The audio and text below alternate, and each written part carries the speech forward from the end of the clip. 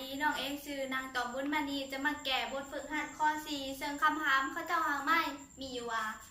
จงคิดไล่เส้นผ่านใจกลางของดวงจันทร์หู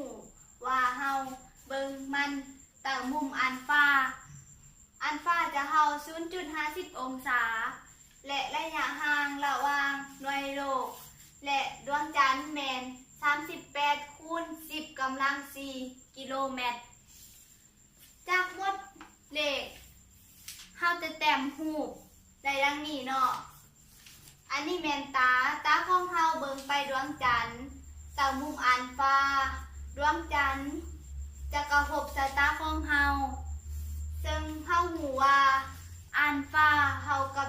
0.50 องศาเฮากับ1/2 OA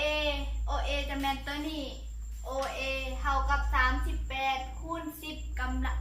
ข้อหเนาะคูณ 10 กำลัง 4 กิโลเมตร AB เขาจะส่องหา AB เนาะเขาจะมาส่องหาตัวนี้เขาจะมาสั่งหลักเกณฑ์ตั้งอยู่ในหุม3แจซากเนาะจะเป็นตัวนี้ตั้งอัลฟาจะเท่ากับsinอัลฟ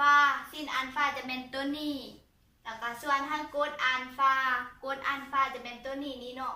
จะเท่ากับ AB ตัวนี้ส่วนทาง OA ซึ่ง OA ของเราจะเป็นตัวนี้แล้วก็ตั้งอัลฟาจะเท่ากับ AB ส่วนทาง OA AB แล้วก็ OA เนาะจะเป็นตัวนี้สังเกตอยู่ในหูของเราเลยเนาะถ้าจะมาฮ้อนเอา AB เขาจะได้จะเท่ากับตั้งอัลฟาคูณเท่า OA เขาจะมาสังเกตเบิ่งหูนี่ OA เขาจะมาเห็นค่า AB เท่ากับตั้งส่วนถ้า1/2ย้อนว่าอัลฟาจะเท่า1/2นี้เนาะคูณ